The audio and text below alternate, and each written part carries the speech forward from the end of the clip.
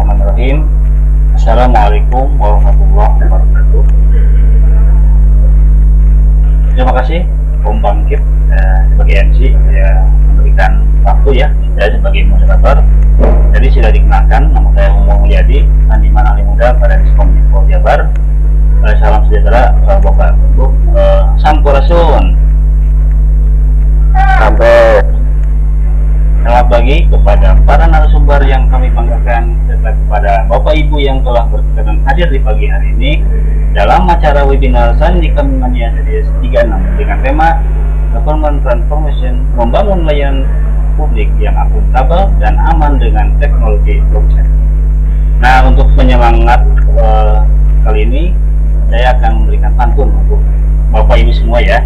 Nanti kalau saya bilang nanti jawab cakep ya. Ikan patin dimakan buaya, habis patin lanjut makan ikan teri. Hadirin tetap bersemangat ya, kita masuk ke sesi pemaparan materi. Nah, kali ini adalah webinar spesial. Jadi yang tadi sudah disampaikan oleh MC yang ke 3 tahun, berarti 36 dari 36. Dan selama 3 tahun kita tidak pernah ada bolong ya, setiap bulan selalu rutin di Pemprov Jabar. Alhamdulillah dengan kita menghadirkan narasumber terutama dari BSSN dan juga dari praktisi.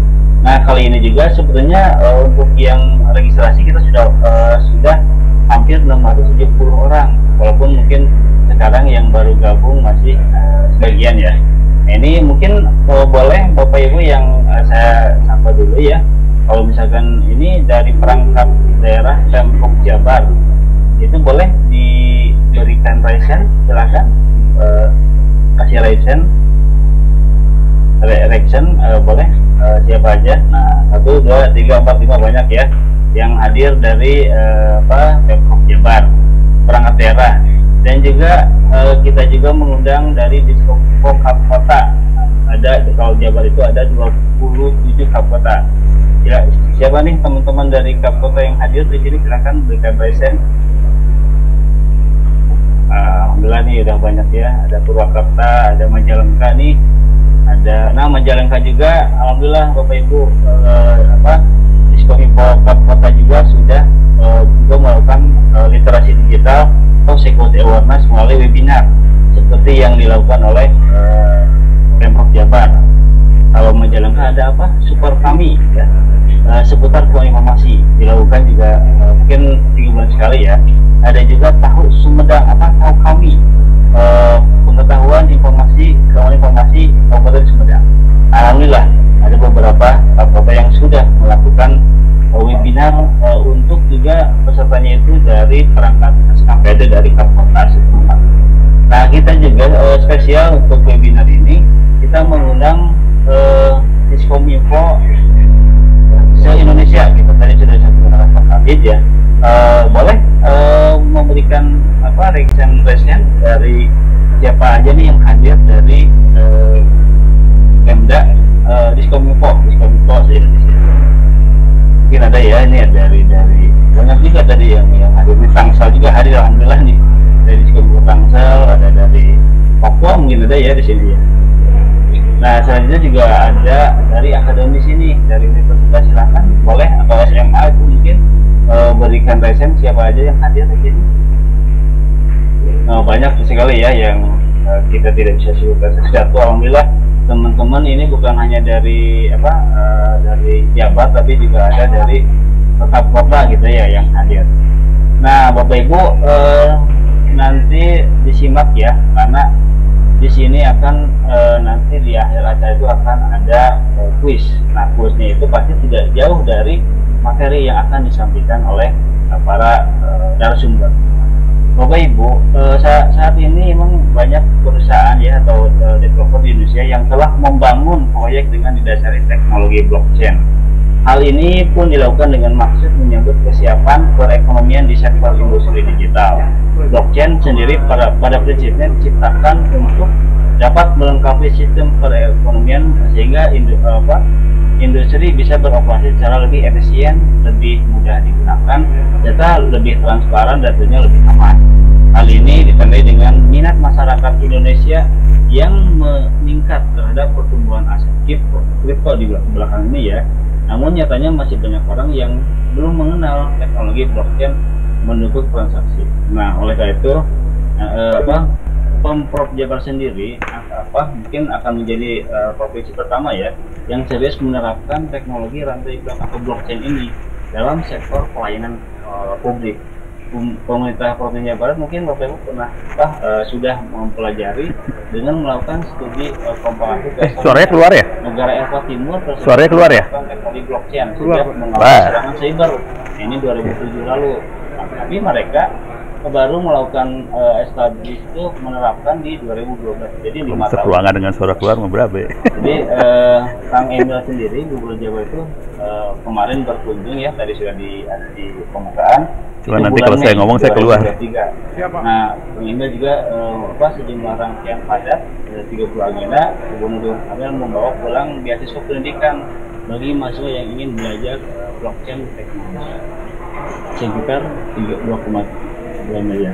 Nah, alhamdulillah telah hadir di tengah kita semua narasumber yang sangat berkompeten di bidangnya, yang siap membagikan ilmu agar kita dapat makin paham tentang apa sih teknologi blockchain itu dalam upaya menjaga keamanan. Baik, izinkan saya menyapa para narasumber terlebih dahulu. Para narasumber yang pertama yaitu selamat pagi kepada Ibu Dr. Betty Hayat Susanti. Selamat pagi Bapak Ibu Dr. Betty. Rasa senang sekali ya Bu hari ini berkenan hadir pada acara kami. Mungkin yang pertama ya Bu untuk hadir webinar Ibu ya. Mungkin kalau dari 36 webinar kita selalu mengundang BSN Bu, karena BSN itu adalah bapaknya kita Bu, bapaknya persandian lah. Jadi kalau ada webinar kita akan selalu mengundang dari narasumber dari BSN. Nah, dan yang kedua untuk narasumber yang kedua adalah selamat pagi Bapak Insinyur Ono Purbo. Pak, selamat pagi Pak. Mohon maaf Pak nih Bapak sekarang lagi ada acara juga Pak ya. Sambil meeting. Ya, alhamdulillah Pak biasa hadir Pak, bisa hadir Pak di webinar kami Pak. Baik, sebelum kita mulai pemaparan, pertama mohon izinkan saya untuk menjelaskan beberapa hal, yaitu pertama kita akan memulai dengan sesi pemaparan materi dua narasumber ya, masing-masing selama 45 menit. Masing-masing narasumber akan dilaksanakan secara panel ya. Yang kedua kita akan masuk ke nanti akan ada tanya jawab, di mana sesi tanya jawab selama 45 menit. Bagi Bapak Ibu yang memiliki pertanyaan dapat silakan disampaikan terlebih dahulu melalui kolom chat room ya, dan akan kita bahas bersama nanti dengan narasumber pada sesi tanya jawab. Baik Bapak Ibu, pemaparan materi yang pertama adalah saya baca dulu ya, CV dari narasumber pertama kita yaitu Ibu Dr. Betty Hayat Susanti, pendidikan diploma 3 ya, kriptografi Akademi Sandi Negara ya Bu ya, di tahun sekarang PSN. S1-nya sarjana matematika, S2-nya magister perencanaan dan kebijakan publik, dan S3-nya doktor matematika. Dan karir sekarang beliau staf di 1994 sampai 2000 di staf Biro Pendidikan, terus 2000 sampai 2003 itu staf Deputi Pengkajian Pertanian, 2005 sampai kini adalah dosen sekarang Politeknik Siber dan Sandi Negara. Nah, mungkin teman-teman yang hadir di sini mungkin baru tahu ya, ternyata ada Politeknik Siber dan Sandi Negara, sekolah persandian lah ya. Nah, mungkin nanti siapa tahu mungkin dari teman-teman yang berminat mungkin bisa aja ya nanti mendaftar di Politeknik Siber dan Sandi Negara. Pada kesempatan kali ini, beliau akan menyampaikan materi tantangan keamanan cyber, pemanfaatan teknologi blockchain pada layanan publik. Kepada Ibu Betty, kami persilahkan. Terima kasih, kamu suara saya terdengar? Terdengar Bu. Terima kasih, izinkan saya untuk share. Selamat pagi Bapak dan Ibu sekalian. perkenalkan tadi sudah disampaikan oleh Kang Mul, nama saya adalah Dr. Hayat Susanti. Saya akan mempresentasikan materi terkait tantangan keamanan siber, pemanfaatan teknologi blockchain pada layanan publik. Ini tadi kurikulum vitae saya. Kemudian ketika kita bicara tentang blockchain, pasti tak lepas dengan adanya transformasi digital. Jadi sebetulnya sudah disinggung oleh Pak Denny ya, Pak Asep Denny, bahwa saat ini semua sudah terhubung dengan sangat mudah, dengan sangat cepat dan tanpa batas, tanpa sekat.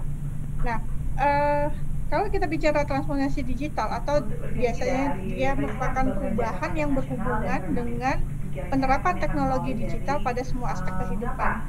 Kalau kita lihat di sini hampir semua sendi kehidupan ini terpapar ya oleh transformasi ini. Apalagi sejak pandemi tahun 2020 lalu. Kita lihat di transportasi kita tidak perlu pusing-pusing, kita cukup pesan dari HP kita. Jadi kalau dilihat di ilustrasi ini, dari satu HP saja kita bisa melakukan banyak akses, dari transportasi, dari edukasi, dari pelayanan kesehatan, keuangan, finansial, layanan publik, komunikasi, entertainment, dan lain-lain. Nah, ini mau tidak mau pasti akan mengubah semua pola transaksi masyarakat.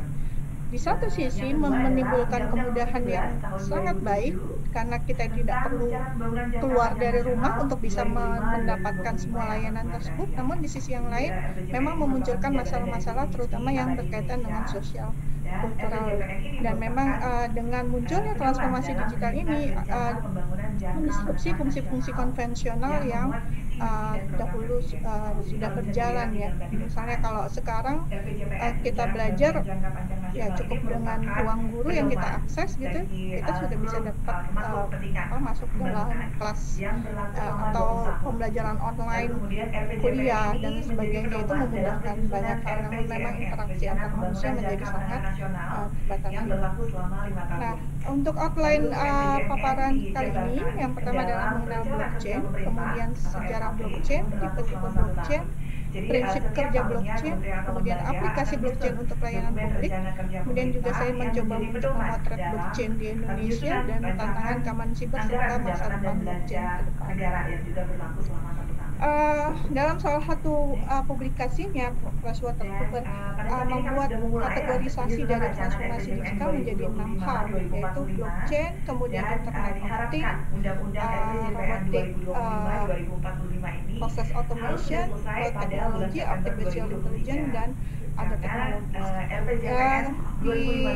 Di publikasi ini, blockchain didefinisikan sebagai suatu buku besar terdesentralisasi yang berisi seluruh transaksi dalam suatu jaringan yang mempunyai tujuan untuk meningkatkan keamanan, mengurangi biaya-biaya atau memotong biaya, kemudian menurunkan waktu transaksi dan meningkatkan transparansi.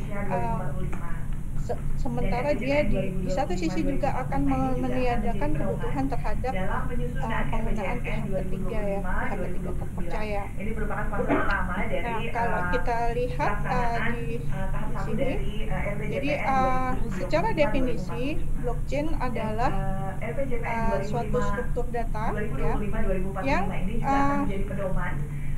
digunakan untuk membuat suatu buku besar digital yang berisi data dan kemudian men-share pada banyak pihak yang tergabung dalam suatu jaringan. Kemudian definisi lainnya bahwa blockchain adalah struktur data dari suatu blok, dari blok-blok yang kemudian di chain atau dikaitkan bersama-sama untuk membentuk atau membuat suatu koleksi record atau catatan yang disebut dengan buku besar, dan di dalamnya dia menggunakan kriptografi sebagai salah satu kunci prosesnya. Di definisi lainnya, blockchain itu adalah merupakan buku besar terdistribusi dan di-share yang memfasilitasi proses mencatat transaksi maupun aset tracking ya. Jadi kita melihat apa seperti ini misalnya pelacakan vaksinasi, pelacakan misalnya yang macam-macam ya di dalam suatu bisnis. Nah, aset ini bisa bersifat tangible, bisa berupa rumah, mobil, tanah dan sebagainya, atau intangible, misalnya kekayaan intelektual, paten, kemudian hak cipta, branding dan sebagainya. Nah, jadi secara virtual ini semuanya bisa di-track dan bisa diperdagangkan di dalam jaringan blockchain. Dan tentunya akan mengurangi resiko maupun memotong biaya untuk keseluruhan pihak yang terlibat di dalamnya. Kepentingan visi dan misi calon presiden atau calon kepala daerah. Jadi menurut Richard Bedley, analogi sederhana dari blockchain itu adalah misalkan di sini disampaikan bahwa you node, jadi misalkan kita ini adalah suatu node ya, yang mempunyai file-file transaksi pada komputer kita. Nah, ini komputer ini disebut sebagai ledger atau buku besar ya.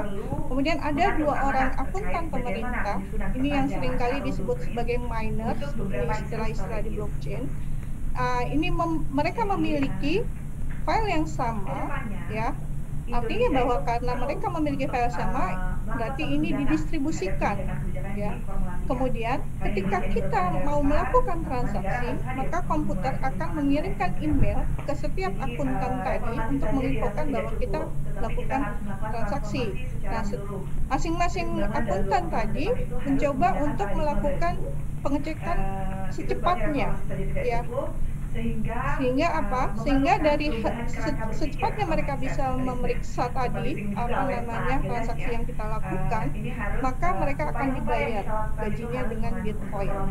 Nah, orang yang pertama atau akuntan yang pertama mengecek dan memvalidasi, kemudian dia akan menekan reply all ya, dengan memberikan logik dari perhitungan-perhitungan mereka ya untuk memverifikasi transaksi-transaksi yang dilakukan. Ini yang disebut dengan proof of work, atau ini merupakan konsensus yang digunakan di dalam blockchain.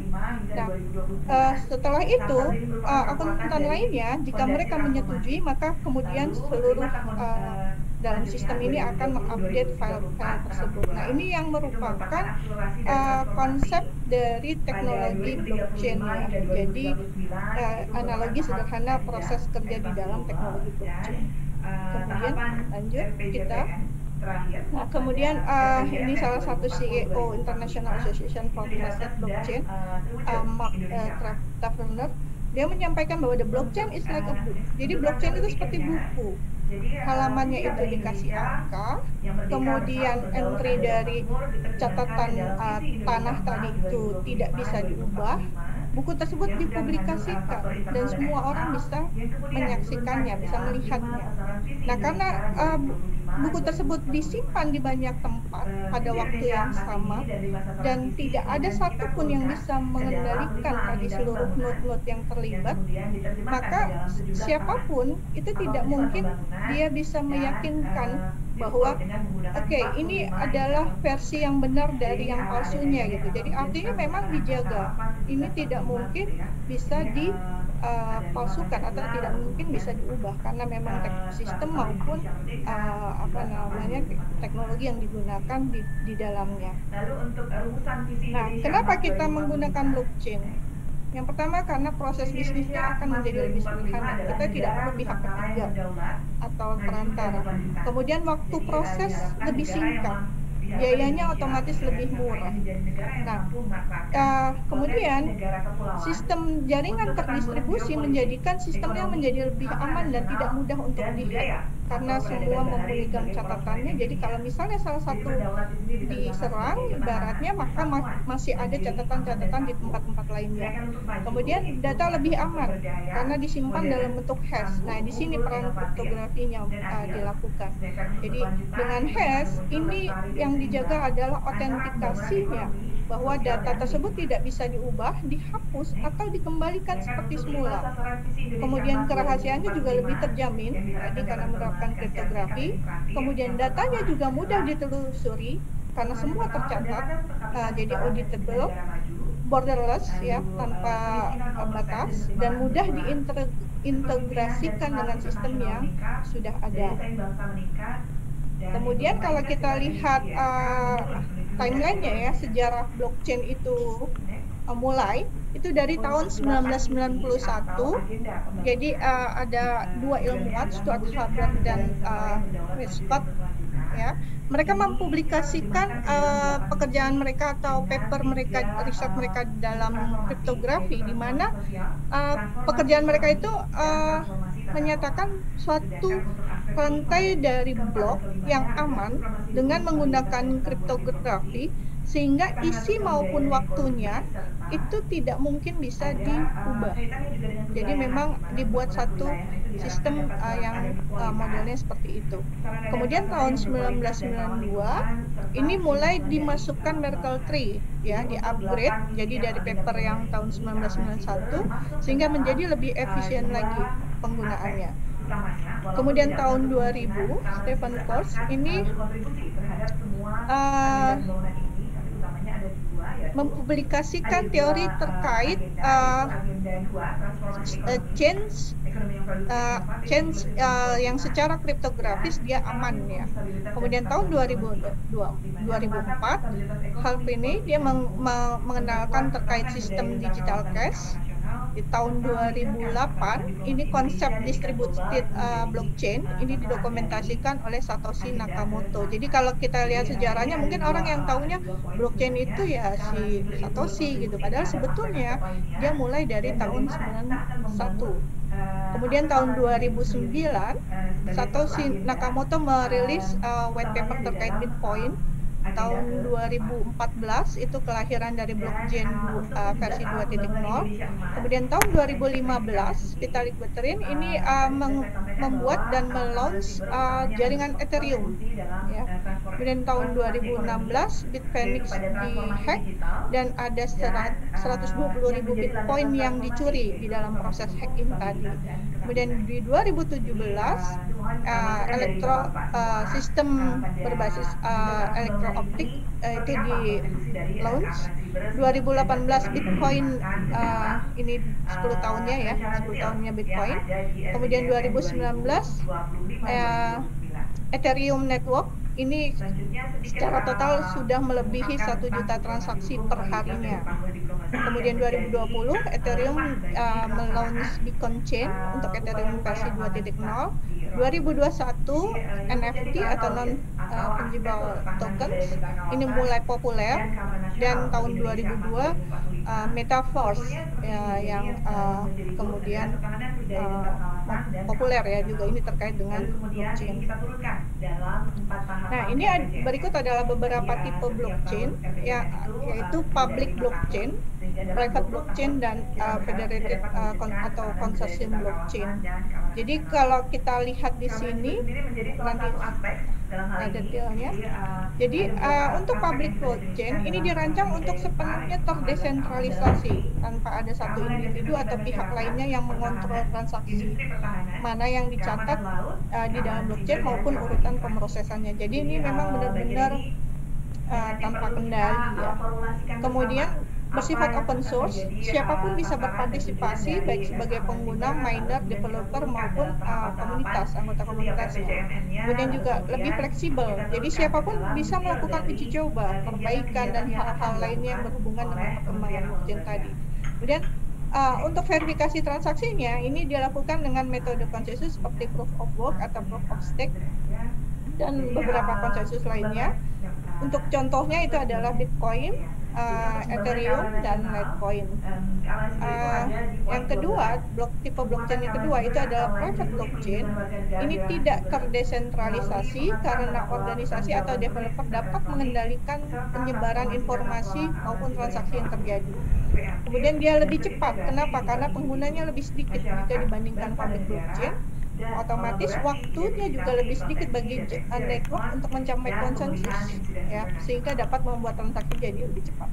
Kemudian dikembangkan spesifik biasanya untuk mendukung kinerja suatu perusahaan, ya, biasanya untuk keperluan riset, database produk atau jasa suatu perusahaan. Contohnya adalah Apple, multi-chain, dan lain-lain. Kemudian tipe yang ketiga atau terakhir yaitu konsorsium blockchain. dikembangkan bersama oleh suatu kelompok atau kepentingan tertentu, ya, blockchain private yang diberdayakan oleh lebih dari satu kelompok. Jadi ini ya hybrid ya, seperti itu, konsorsium. Kemudian memiliki semua fitur blockchain private termasuk transparansi, privacy, efisiensi, dan nggak ada satupun yang memiliki kekuatan konsolidasi. Kemudian juga dia memiliki node validator yang dapat melakukan dua fungsi, yaitu validasi transaksi atau menerima transaksi atau memulai, ya. Contohnya adalah Quorum, Hyperledger, Corda, dan lain-lain. Lanjut. Nah, kalau kita lihat prinsip kerja blockchain, ini saya ambil dari info komputer, ya. Jadi misalkan seseorang dia mau mengajukan permohonan transaksi, maka permohonan tersebut diteruskan ke jaringan blockchain yang terdiri dari banyak komputer atau banyak node. Setelah itu, tiap node ini akan melakukan validasi dengan menggunakan algoritma khusus. Ya. Kemudian validasinya bisa berupa transaksi, kontrak, sampai catatan kejadian. Nah, di sini nih digunakan fungsi kriptografi di dalam. Setelah itu validasi dilakukan, transaksi ini baru dijadikan suatu blok data yang kemudian disambungkan ke blok yang sudah ada sebelumnya. Nah, sambungan ini melibatkan parameter yang unik dan saling terhubung sehingga mustahil untuk dimodifikasi di kemudian hari. Dan sini juga kita melihat nanti untuk hash dan sebagainya. Setelah semua tersambung dengan sempurna, maka transaksi dinyatakan komplit. Nah, menurut Harvard Business Review, kalau kita lihat prinsip kerja blockchain, yang pertama adalah database terdistribusi, bahwa setiap pihak yang bergabung dengan blockchain dia memiliki akses ke seluruh data dan sejarah transaksi lengkap tanpa pengecualian.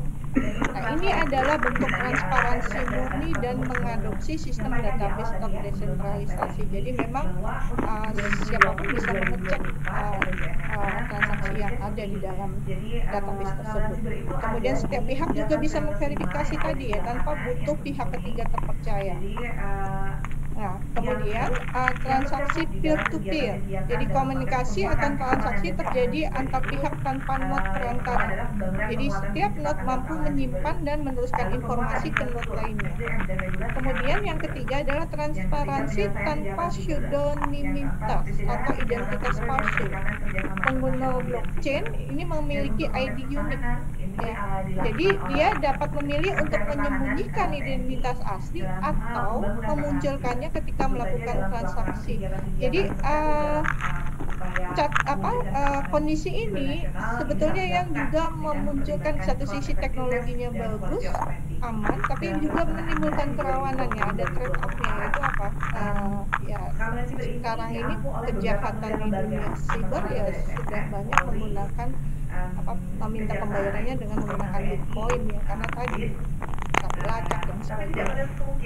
Kemudian catatan yang irreversible, jadi jika transaksi telah tercatat dalam database, catatan itu tidak bisa diubah karena sistem blockchain dilindungi oleh kriptografi. Kemudian sistem ini juga dilengkapi berbagai algoritma yang membuat semua transaksi sudah tersusun kronologis dan dapat diakses oleh seluruh pihak yang terkait. Jika ingin mengubah data satu transaksi, maka seluruh data harus dihapuskan dan memulai semua dari awal. Kemudian yang terakhir yaitu logika computationalnya, bahwa blockchain dapat diprogram secara khusus sehingga transaksi dapat otomatis dilakukan ketika sebuah kriteria telah dipenuhi. Contoh, jadi misalkan suatu perusahaan dapat memprogram akun blockchain mereka untuk melakukan pembayaran otomatis procurement dari bahan mentah ketika truk pembawa material tersebut memasuki headquarter mereka. Pencalonan presiden dan wakil presiden. Nah, ini adalah aplikasi blockchain. Kalau kita lihat di sini entertainment, teknologi, media, law and crime, transportasi, layanan pemerintahan, kemudian human rights, finance, kontrak, dan sebagainya. Jadi memang sudah merambah dalam segala aspek kehidupan ya. Jadi memang sudah bukan suatu yang misalnya contohnya seperti ini real estate, digital identity, kemudian content platform, internet of things, travel, food safety dan sebagainya. Ini adalah saya ambil dari salah satu website yang memang membuat atau memotret transformasi digital terkait blockchain yang digunakan di seluruh dunia. Ini dari sisi sama aplikasi blockchain masih kita lihat real estate, kepemilikan, manajemen data, layanan, government, dan enterprise. Ini contoh-contoh beberapa contoh di Korea, Samsung ini sudah menggunakan dalam proses sistem ini ya. Kemudian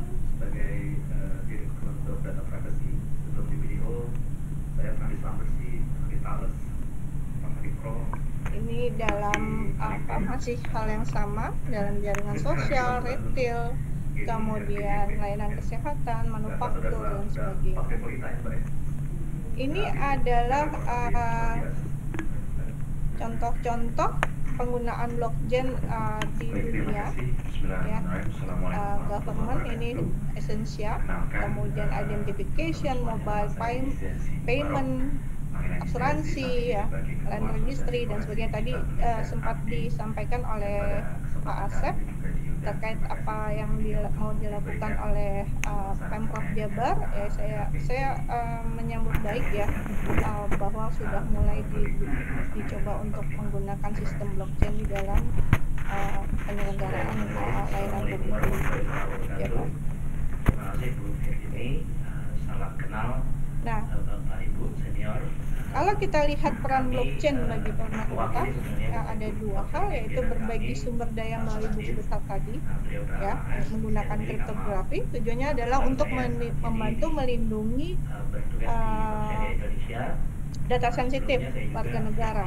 Jadi ada satu survei yang dilakukan oleh Deloitte, ya, dia melakukan survei global blockchain pada tahun 2021, dan dari survei ini ternyata kemudian disampaikan bahwa 81% responden ini menyetujui bahwa blockchain ini memang butuh digunakan atau diadopsi, dan 73% dari mereka membagi bahwa organisasi ini kehilangan keunggulan kompetitifnya karena mereka tidak menggunakan digital asset maupun blockchain sebagai salah satu solusinya. Dan rata-rata memang dinyatakan bahwa penggunaan blockchain itu ditujukan untuk menggantikan sistem sentralisasi yang tidak efisien, yang bisa jadi juga tidak aman. Karena ketika kita tersentralisasi, maka yang perlu dipastikan adalah kepercayaan terhadap pihak ketiga yang menggunakan sistem tersebut. Apakah memang data yang disimpan di sana itu bisa aman ya, atau tetap rahasia. Selain itu juga yang pasti akan lebih mahal. Nah, ini peran yang kedua adalah membantu institusi membagi sejumlah masalah yang ada dalam proses GAR pemerintahan. Tadi sudah disampaikan terkait kelemahan digitalisasi, masalah privacy, korupsi. Kenapa? Karena di dalam blockchain kita tahu bahwa akuntansinya dia akan dilakukan secara berkelanjutan, kemudian informasi yang sudah dicatat itu tidak mungkin diubah, kemudian juga ada transparansi dari data transaksi yang dilakukan dan mudah ditelusuri ya transaksi yang terjadi. Nah, kemudian untuk manfaat potensial dari blockchain, kita lihat yang ada penyimpanan aman untuk data sensitif milik pemerintah dan masyarakat, kemudian pencegahan resiko kebocoran data karena tadi sistemnya memang bisa dimungkinkan dengan penambahan enkripsi dan lain-lain, kemudian digitalisasi dan pengurangan proses padat karya. Di satu sisi ini baik karena efisien dan sebagainya, tapi di sisi yang lain mungkin buat ini mengurangi jumlah SDM yang terlibat ya di dalam proses penyelenggaraan sistem pemerintahan.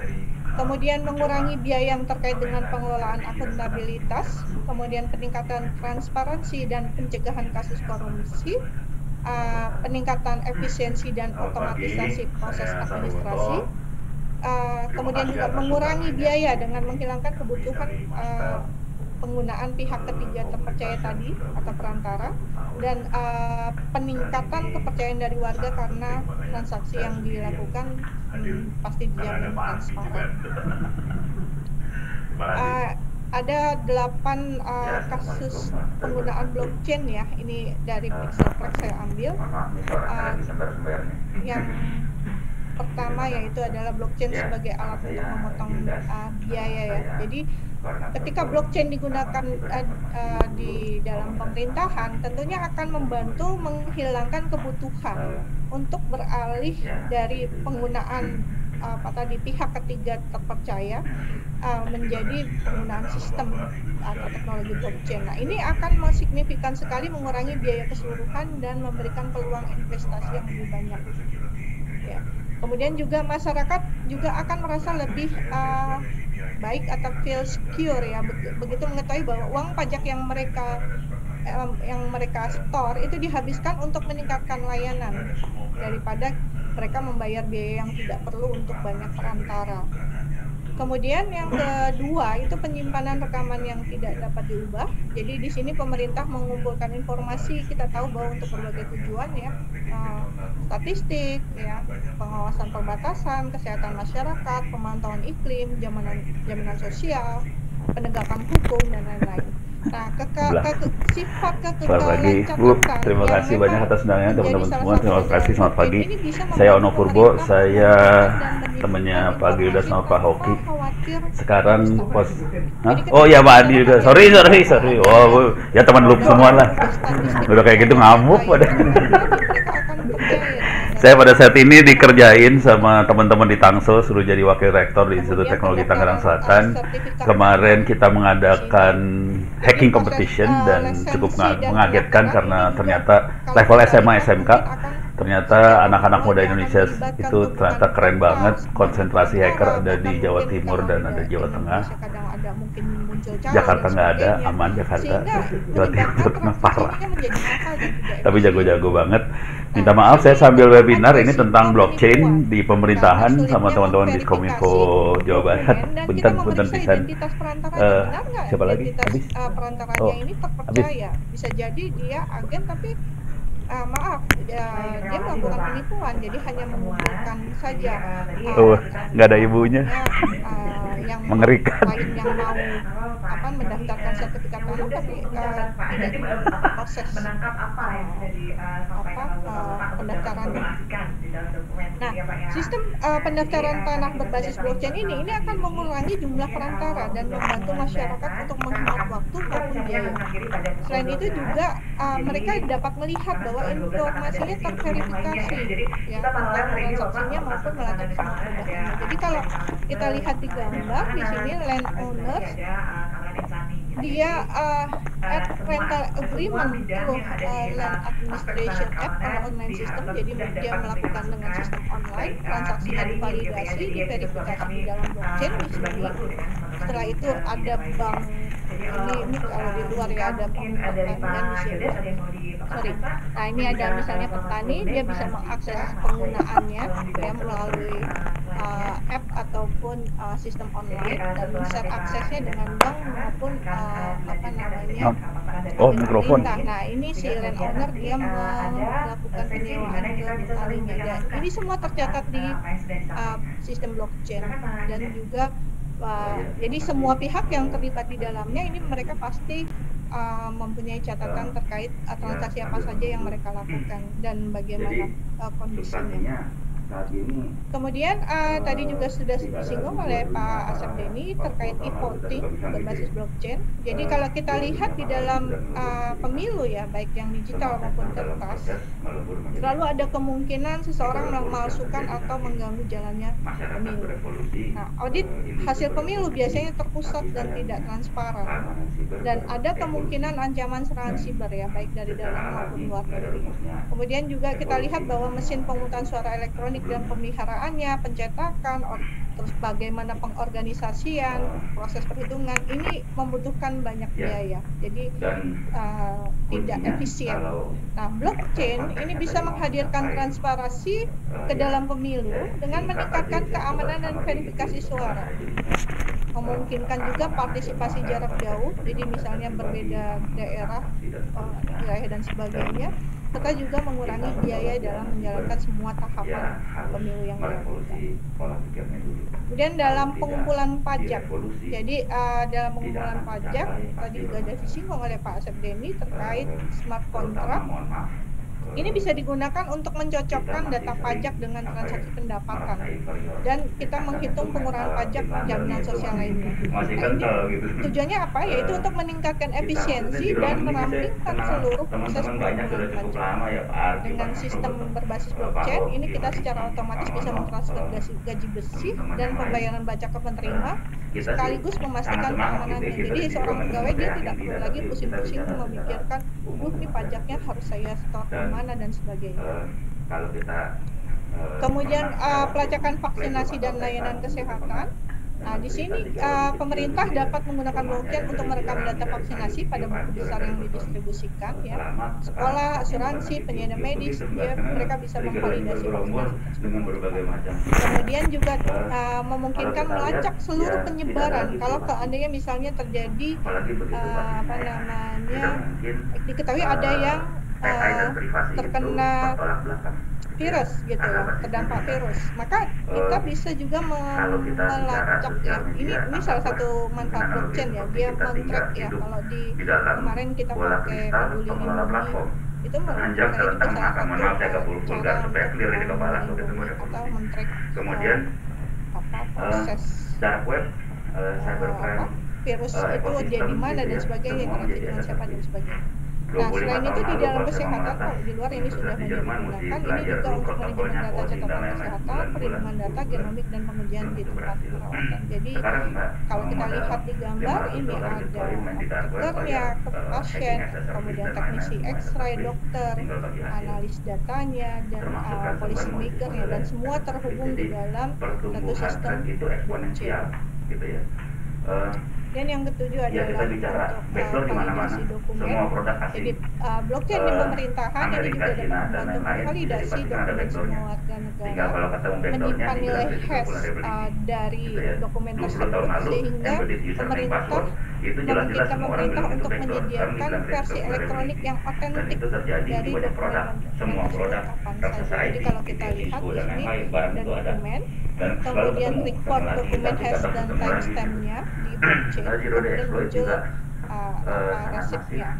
Setelah itu untuk verifikasinya, dokumen hash tadi diverifikasi sistemnya di blockchain. Kalau benar dia tanda jumlah hijau, kalau salah maka dia merah. Ya kalau secara sistem semua orang bisa kita user kan, jadi terakhir di pendidikan ya, tapi ini masih banyak lainnya, tapi saya hanya mengambil top 8-nya saja. Itu menyederhanakan prosedur verifikasi dan biaya tambahan dalam pengelolaan catatan pendidikan.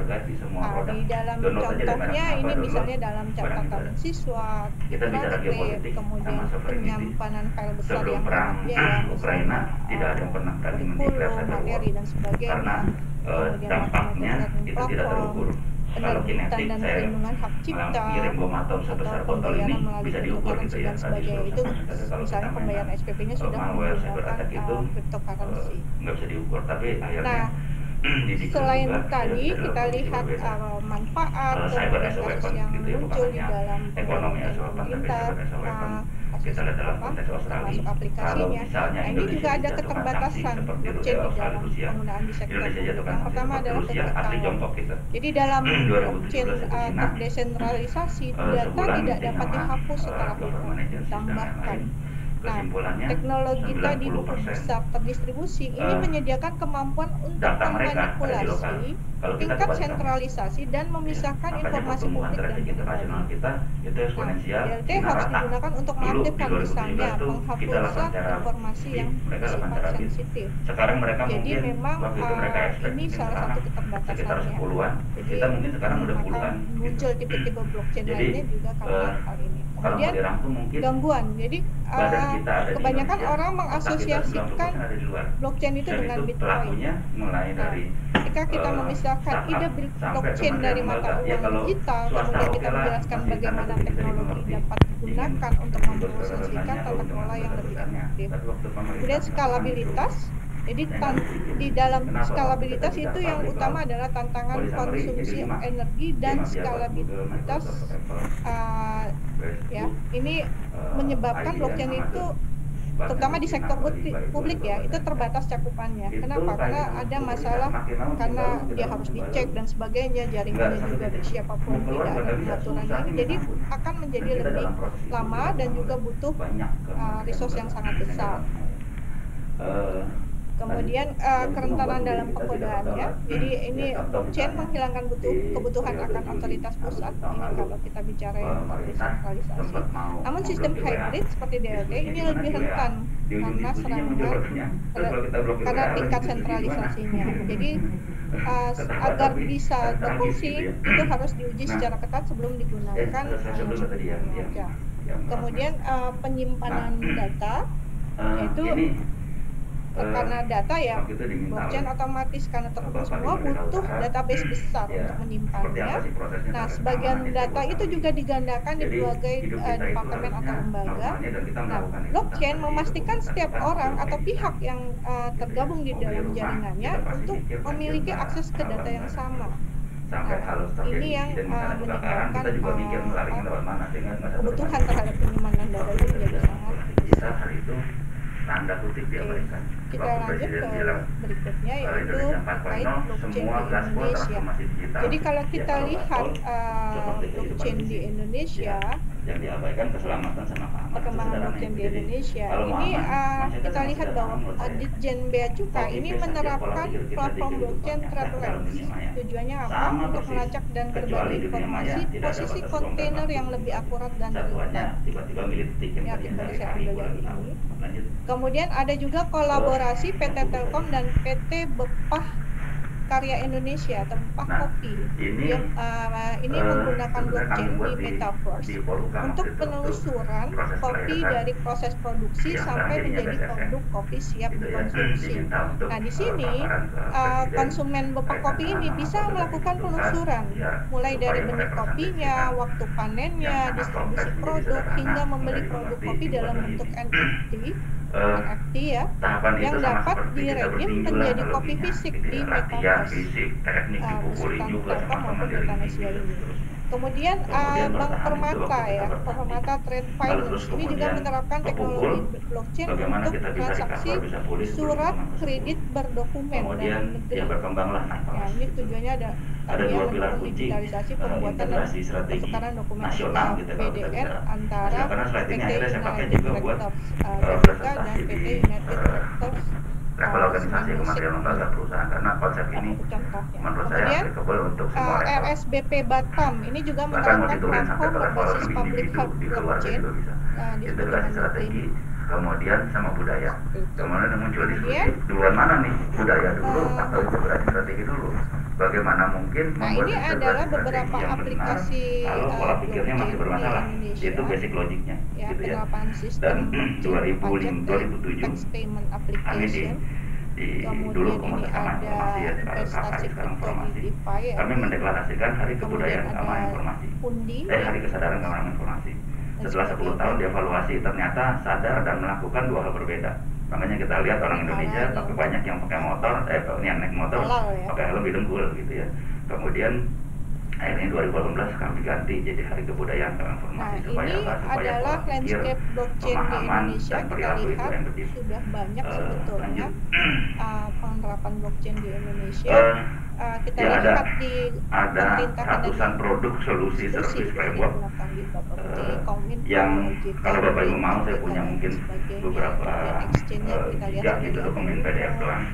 Goddard tadi sudah yang ujungnya orang jadi seperti masuk lahirin mesti ngapain, dan bisa dibilang mulai dari terminal isinya sekarang adalah marketing buzzword. Indonesia Kalau saya boleh nyebut merek gitu ya, salah satu penjahatnya ya dan karena sebagainya. jadi Seperti ini mulai adalah dari dia dulu landscape bilang blockchain kalau Indonesia IPS tahun akan punah karena ada 2022. makhluk baru namanya IPS gitu di 2003 Token ada 2004. pundi, Sekarang marketing buzzword yang funds mana-mana ini didorong ada orang Zero Trust, segala macam ini terminologi adalah IRS, persyaratan lagi baru GM dan ketika lain-lain, seterusnya lah. suatu PT mau yang membuat membuat suatu akhirnya bisnis orang mengeluarkan budget blockchain luar di biasa, Indonesia ya. tapi secara substansi Ini keamanan bisa bukan dilihat makin di aman gitu. peraturan Bapepti, Nah, tapi berarti pola pikir peraturan jadi itu berbahaya. sendiri sekarang karena Merasa sudah aman padahal berubah tidak. ya. Nanti bisa Sepertinya sudah kalian dilihat yang terima kasih. barunya atau dicari karena untuk urusan blockchain Terima kasih Pak sekarang tidak Gilda. lagi Jadi nanti mencatat ya. Setelah semua paparan nanti kita akan kami akan menanyakan lagi gitu ya secara detail apa sebenarnya yang diharapkan Nah, oleh Bapak kemudian ini berikut yang kemudian adalah dapat diintervensi oleh pemerintah seperti itu. Jadi kami kemudian dapat menurunkan ke dalam apa ya? Ini adalah regulasi dan kebijakan dari pemerintah terkait blockchain. Jadi kalau kita lihat sampai sejauh ini regulasi Indonesia itu lebih fokus mengatur tentang perdagangan aset kripto. Ini saya ambil dari peraturan Bapepti tahun 2021 nomor 8 tahun 2021 pasal 1 ketentuan umum. Jadi aset kripto adalah komoditi tidak berwujud yang berbentuk digital aset menggunakan kriptografi, jaringan peer-to-peer, dan buku besar yang terdistribusi untuk mengatur penciptaan unit baru, memverifikasi transaksi, dan mengamankan transaksi tanpa campur tangan pihak lain. Yang juga sebetulnya ini dari kita mau ngomongin. Nah, kalau kita lihat sendiri jenis aset kripto itu ada 4 macam. Yang pertama adalah cryptocurrency, kemudian platform token, utility token, dan transactional token. Ini pola pikir yang memang menjelaskan masing-masing. Jadi untuk cryptocurrency ini adalah merupakan aset kripto awal ya, yang paling dikenal oleh dunia ya, oleh masyarakat seluruh dunia. Jadi karakteristiknya ini mirip dengan mata uang real ya, tapi dia mempunyai sifat desentralisasi. Nah, tujuan dari sisi ini atau cryptocurrency ini dia bertindak sebagai uang atau tadi ya currency digital yang menawarkan layanan yang lebih aman maupun desentralisasi kepada user-user yang terlibat atau menggunakannya. Nah, untuk saat ini sisi ini difokuskan jadi supaya dia bisa melakukan transaksi lebih cepat dibandingkan dengan transaksi menggunakan uang asli ya, uang fisik tadi. Nah, jadi nilai dari cryptocurrency ini sendiri ini tergantung dari total atau supply dari total maupun supply sirkulasinya, kemudian permintaan terhadap koinnya, kemudian rate dari membangkitkan koin barunya, dan termasuk dengan sistem blockchain yang digunakannya. Kemudian utility-nya untuk setiap sisi ini nggak sama. Misalkan Monero ini supply-nya unlimited, lebih fokus pada privacy sehingga lebih dipilih sebagai alternatif jadi kita ini menggali currency fiat tadi dibandingkan sisi lain seperti Bitcoin. Nah, Bitcoin ini dengan supply yang lebih terbatas dan lebih bagus untuk investasi saja seperti halnya dengan emas.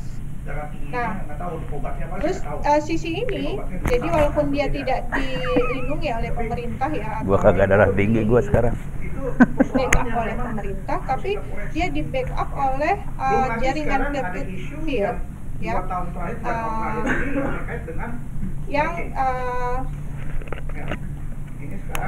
yang menggunakan jutaan komputer ya, dan dalam pemrosesannya ini 6-8 kali lebih besar daripada 500 per komputer yang dikombinasikan.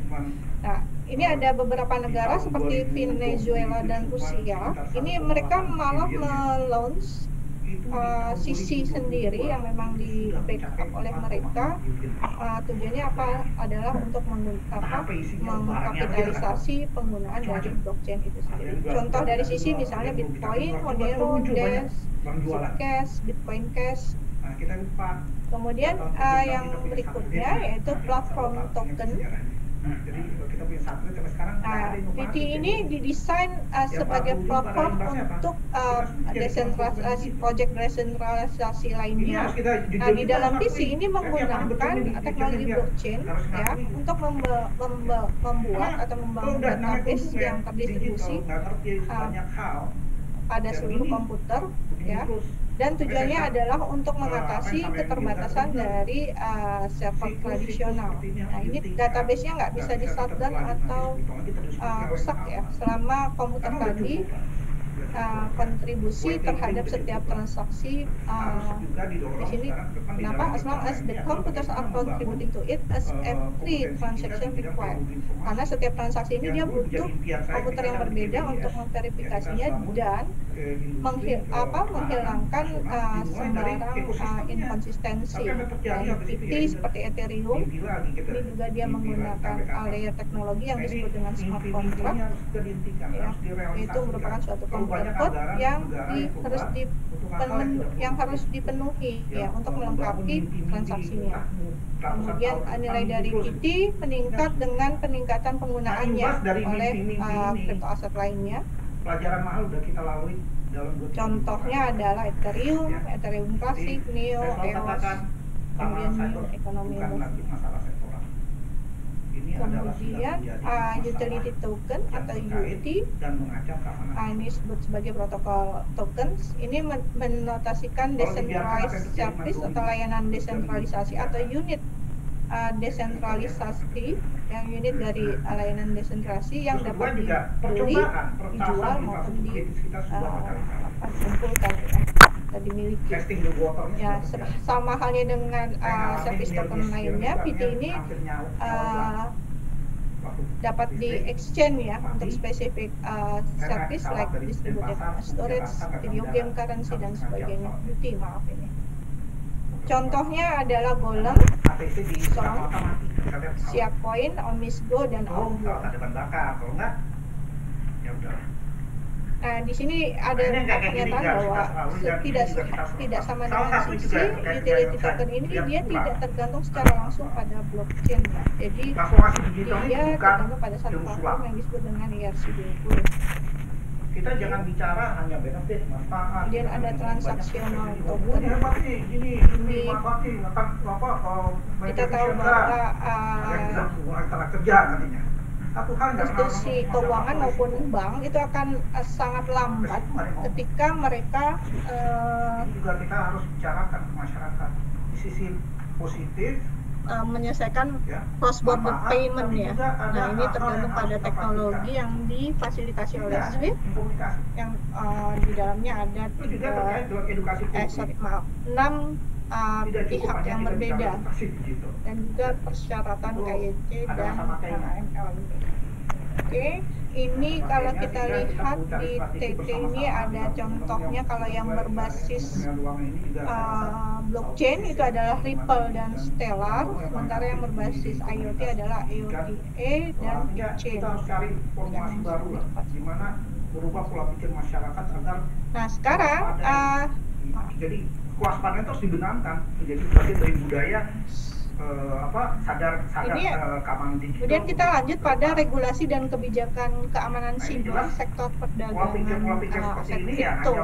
Jadi kalau kita lihat secara peraturan ada UTE tahun nomor 11 tahun 2008 yang kemudian evaluasinya di nomor 19 tahun 2016, kemudian ada peraturan pemerintah terkait penyelenggaraan sistem dan transaksi elektronik ini PP 71 2019 ya. Kemudian ada peraturan BSSN nomor 8 tahun 2020 terkait sistem pengamanan dalam penyelenggaraan sistem elektronik. Kemudian juga ada peraturan BSSN nomor 10 tahun 2020 terkait tim tanggap insiden cyber ya. Kemudian juga ada peraturan pemerintah nomor 80 tahun 2019 terkait perdagangan melalui sistem elektronik. Kemudian ada peraturan Bapepti nomor 8 tahun 2021 terkait pedoman penyelenggaraan perdagangan pedagang fisik aset kripto di bursa berjangka. Jadi kalau kita lihat di sini secara Bapepti saat itu ya tahun 2021-2022 melakukan pembinaan dan pengaturan, kemudian pengembangan dan pengawasan.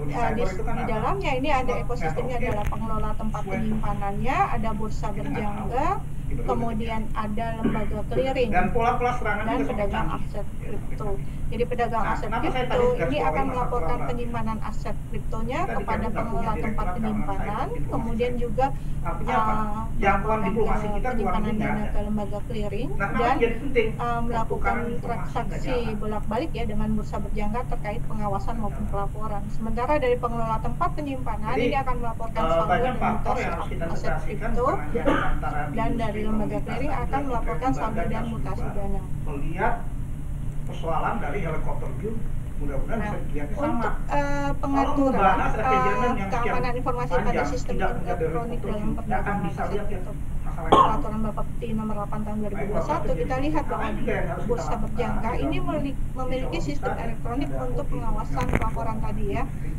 Penyelenggaraan perdagangan pasar fisik aset kripto. Di sini SDM yang dibutuhkan adalah 1 orang dengan sertifikat CISA dan 1 orang dengan sertifikat CISSP. Kemudian untuk lembaga clearing berjangka, ini memiliki sistem elektronik untuk penjaminan dan penyelesaian transaksi yang terkoneksi ke sistem. Di bursa berjangka ada fisik aset kripto dan pengelola tempat penyimpanan aset kripto. Sementara pedagang fisik aset kripto minimal mereka harus mempunyai unit TIK, audit dan legal, kemudian tata kelola dan SOP-nya, memiliki sistem elektronik untuk penyelenggaraan perdagangan pasar fisik aset kripto yang terkoneksi ke sistem dengan tadi bursa berjangka dan dengan lembaga clearing berjangka dan PTPAK. Ini adalah pengelola tempat penyimpanan aset kripto. Untuk SDM sendiri 1 orang dengan kualifikasi CISSP. Sementara untuk pengelola tempat penyimpanan aset kripto minimal dia harus punya unit TIK, pengawas internal, takel dan menrisnya, manajemen risiko dan legalnya, kemudian tata kelola dan SOP, memiliki sistem elektronik untuk penyimpanan aset kripto yang terkoneksi ke sistem di LKB dan PFAK. SDM-nya adalah 1 orang CISA dan 1 orang CISSP. Untuk persyaratan teknis atau keamanan untuk SE itu sendiri harus punya PCP, kemudian DRC-nya harus di dalam negeri, lebih dari 20 km letaknya, ISO 27001, kantor perwakilan resmi di Indonesia, dan basis data dengan spesifikasi backup, sertifikasi ISO 27000 plus ISO 27017 dan ISO 27012. Ini jika menggunakan cloud service. Kemudian untuk konfigurasi teknisnya 2 item untuk BB dan LKB, untuk PFAK itu ada 9 item, untuk PTPAK ya. Kemudian ada keamanan open IP dan audit sistem elektronik berkala. Ini terkait pengaturan keamanan informasi di peraturan Bapepti nomor 8 tahun 2021. Ini seperti ini. Untuk perdagangan aset kripto di Indonesia per November 2022, ini datanya kami ambil, ada 25 calon pedagang fisik aset kripto berizin, ini mendapatkan tanda daftar. Kemudian ada 283 jenis aset kripto yang dapat diperdagangkan di peraturan Bapepti nomor 11 tahun 2022. Kemudian untuk perkembangannya sendiri kita lihat di tahun 2020 64,9 triliun, 2021 naiknya luar biasa menjadi 859,4 triliun, dan 2002 ini mengalami penurunan 296,66 triliun. Untuk penerimaan pajaknya sendiri adalah 246,45 miliar. Untuk aturan PPN dan PPH transaksi kripto berlaku sejak Mei 2002 berdasarkan PMK nomor 8 tahun 2002. Untuk perubahan regulasi saat ini, jadi ada UU 4 tahun 2023 tentang pengembangan dan penguatan sektor keuangan. Nah, ini negara sudah mengakui rupiah digital sebagai alat pembayaran. Untuk pengawasan dan pengaturan perdagangan aset kriptonya beralih tidak lagi di Bapepti, namun ke Otoritas Jasa Keuangan atau OJK. Sebenarnya kita itu juga pengen mengubah ini kita masuk ke offline terakhir, yaitu tentang keamanan siber blockchain ya. Yang pertama adalah regulasi, bahwa kita tahu karakteristik kunci dari blockchain itu kan setiap pihak tidak dapat menghapus atau memodifikasi transaksi yang sudah dilakukan. Nah, ini bisa menjadi masalah. Kenapa? Karena pada tahun lalu ya, kita di Indonesia kan sudah muncul atau sudah publikasi undang-undang terkait perlindungan data pribadi. Pasal 8 itu disebutkan bahwa subjek data pribadi memiliki hak untuk menghapus data mereka. Nah, ini kalau tidak sesuai dengan model blockchain yang digunakan. Nah, ini yang jadi masalah karena secara regulasi menyatakan ada hak tersebut, namun sistemnya memang tidak memungkinkan. Makanya ini perlu dilihat atau ditinjau lebih jauh untuk kasus di Indonesia. Kemudian saat menerapkan solusi blockchain, sangat penting untuk memenuhi persyaratan peraturan dan kepatuhan sebagai pertimbangan utama. Jadi banyak sekali yang harus dipertimbangkan dalam ketika kita mau mengimplementasikan blockchain di dalam sistem penyelenggaraan pemerintah saat ini. Kemudian terkait privacy data. Jadi kalau kita lihat pada blockchain publik, siapapun dapat melihat dan mengambil data dalam transaksi. Ini akan jadi perhatian bagi bisnis ya, yang dia memang mau mengontrol ketat. Saya ngomong dulu ya. Kalau saya ngomong balik lagi. Informasi sensitif yang nggak mungkin semua orang bisa baca dan semua orang bisa lihat. Kemudian di permission blockchain bisa membantu mengurangi banyak masalah terkait privacy tersebut. Jadi, wah, itu nggak masukinnya susah dia bisa membuat jaringan berizin. Ya boleh. Ada colokan listrik yang buat yang saja yang partisipasi, atau dia bisa melihat atau memberikan suara pada putusan. Di dalam diselamatin, bagus, terima kasih. Iya Pak, dapat kemudian ketemu di sana Pak.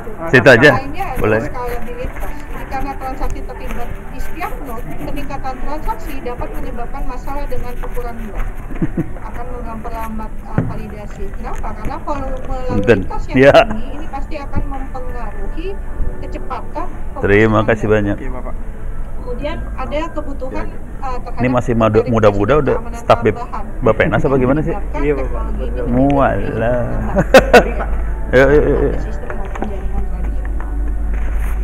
Nah, kemudian resiko teknologi. Di sini ada beberapa hal, yaitu terkait manajemen kunci dan kontrol akses yang tidak tepat. Kalau kita lihat di cara tradisional, pengguna akhir itu sepenuhnya bertanggung jawab dalam mengelola aset digital mereka.